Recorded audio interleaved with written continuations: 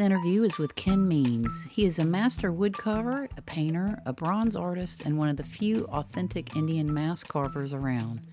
His career spans more than 60 years, beginning in California, where he hand-painted billboard murals and backdrops. With no formal training, Ken is a self-trained artist who has spent his life as a master carver and painter. Welcome to the Creative Push. My name is Ken Means. I'm a woodcarver, amongst other things. I paint, I sculpt, I carve. How did you get started? What was your childhood like? Were you into art? Copying cartoons to get some skills going. In those days, there wasn't plastic models, there were wooden models, and I used to build model airplanes. All the models I built were wood. I'd started drawing and then I was building models. By the time I got into high school, I took one semester of art and I didn't do well. I didn't either get along with the teacher or I was too far out in left field someplace. Well, I continued to work, refining my drawing. I drew all through high school, all through grammar school, and all through middle school. Probably 9 years straight, I would draw all the time. When I got out of high school, decided I wanted to learn to paint. Laguna every year has this great art thing for about 2 weeks. People come from all over the world, and I was impressed with the paintings, what they were selling for, and I said, well, I think I could do that. So for my birthday, my folks bought me about 5 or 6 tubes of oils and 3 brushes, and I started painting at about 19 or 20. I painted furiously, day after day for a couple of years. I used to get my paints, because I didn't have any money, from a guy that painted cars, and he would advertise on television, I'll paint any car, any color for $29.95, and he would do it in one day. Well, at the end of every day, whatever colors he used on the cars, he would throw the empty cans of paint, they were gallon cans. There's no paint left in them, but there was always a residue on the bottom. So I started collecting those and emptying them into jars, and I had all this array of all these different colors, but I had no money for canvases. So I used to cut up cardboard boxes and paint on the cardboard boxes. I did that for about a year and a half to teach myself to paint. And then I got a job with a billboard company. I hated lettering, and that's where you start. But I learned how to pounce. I learned how to do patterns. I learned a whole heck of a lot of stuff. In those days, all the billboards were painted in oils. Acrylics had just come out, but acrylics do not hold up to the weather. Oils will hold up 3 times longer than anything. I don't think that anybody's hand painting billboards anymore. In those days, they were actually hand painted in huge studios. I had a studio in El Monte called M Art Studios. I did work for Knott's Berry Farm. I did work for Pasadena Playhouse, 40 Sands Hotel, backdrops for their shows. And then you got into teaching, right? Right, because I was a professional and I was making a living at it, and my name had gotten out fairly well. First Governor Brown, the old man, wanted professionals to work as teachers and teach your profession. He was offering accreditation to get teaching credentials, and there was a dean at Pasadena City College that I knew, and he says, I want you to sign up for this. And I told him, no, I'm not a teacher, I'm not educated. He says, you don't have to be. Just go through the steps and come and work for us. So I did that. I went to UCLA. I took 2 courses, one in government and the other one in English as second language. They gave me teaching credentials in 5 subjects. I taught drawing, painting, woodcarving, those 3 classes at Pasadena City College. From there, I went to Otis Parsons Institute of Fine Art in Los Angeles. I was in charge of the sculpture yard and the wood shop. After relocating to Oregon, Ken started his own art school where he taught carousel and mask carvings for 24 years to students who came from all over the world to attend. So then you moved to Oregon. I moved to Oregon, yes. And when you got to Oregon, you started teaching there? I started teaching there privately. And so you were, what, 25? 28. And how long were you in Oregon? Until I moved here. As far as I know, it was probably the last school that actually taught carousel carving as a school. We had a 3-story building. The upper layer was all bedrooms. Students would come in from all over the United States, Canada, Hawaii, Australia, and stay right there. And we had a large parking lot that they didn't stay in the building. They brought their RVs and they would stay in our parking lot. The middle floor was a showroom. The bottom floor was 2 massive teaching studios. I also taught mask carving, and carousel animals were done in my studio. So how many years did you teach in Oregon? Started teaching in 1989. And you taught right up to the 2019? Until I came here. Ken moved to Nashville in 2019 when his daughter rented a studio space without his knowledge and told him he needed to come to Tennessee to be around his grandkids. What brought you here? Grandkids. I had already started the carousel. My daughter told me, if you're going to get this thing running, working, you need to come here. I said, no, I'm not coming. So then a few weeks later, she would call up and say, well, you have to come now. And I said, no, I don't have to come. Yeah, oh, yes, you do. I rented a building at the factory. Well, what the heck is a factory? She rented this place here. And she says, I don't want it sitting there empty. So 2 weeks later, we were here.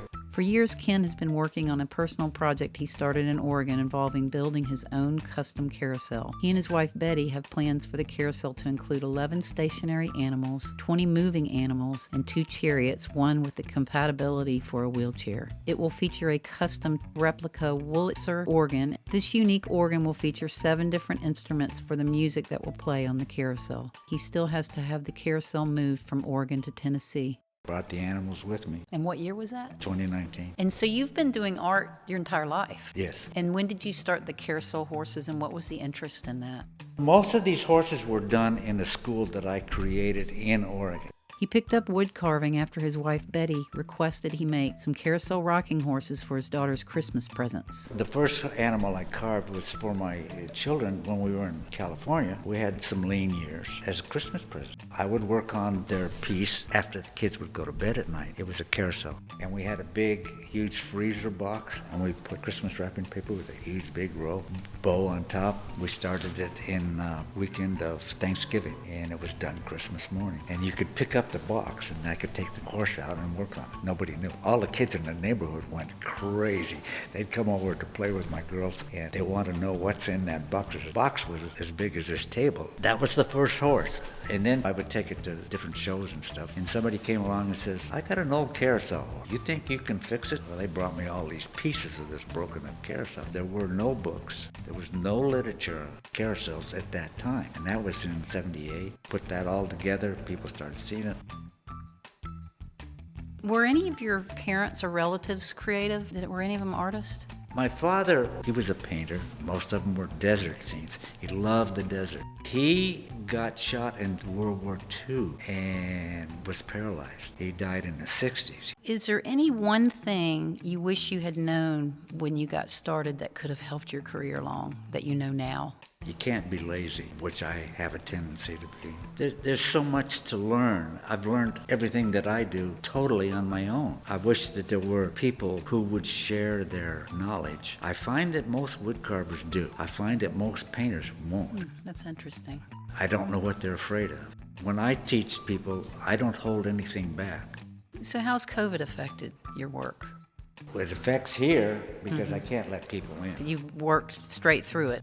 Oh, yeah. I went home for 6 months. I still have my home in Oregon. I have a lot of upkeep there. I have to keep the hay fields cut. And I don't think that I'll spend another summer here. I can't stand the summer. My wife can't even go outside here. It's beautiful here. It's overpopulated. When I first started coming here, 6 years ago now, about half the population that you have now. Franklin was still a little town. Nashville is, I can't even believe what Nashville's done. Do you consider that you have a specific technique, and if you do, is it something that you could explain?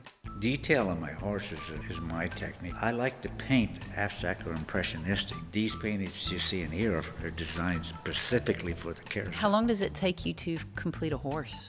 It could take from 6 weeks to 6 months. The little baby giraffe took 1 week to do the drawings, make the patterns, cut it out, glue up all the pieces. 2 weeks to carve it, 5 weeks to paint. The big lion and the chariot took probably a year. I hear that there's a hidden part of each of your... The time capsule. Yeah.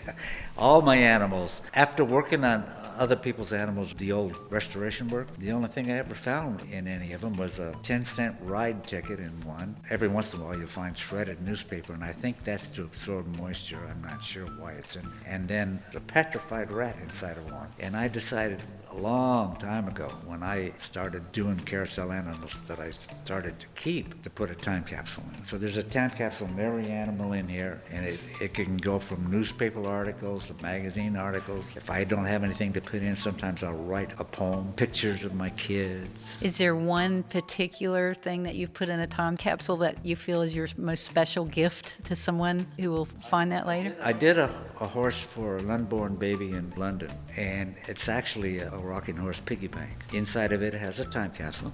Got there in time. They wanted it in the nursery before she came home from the hospital.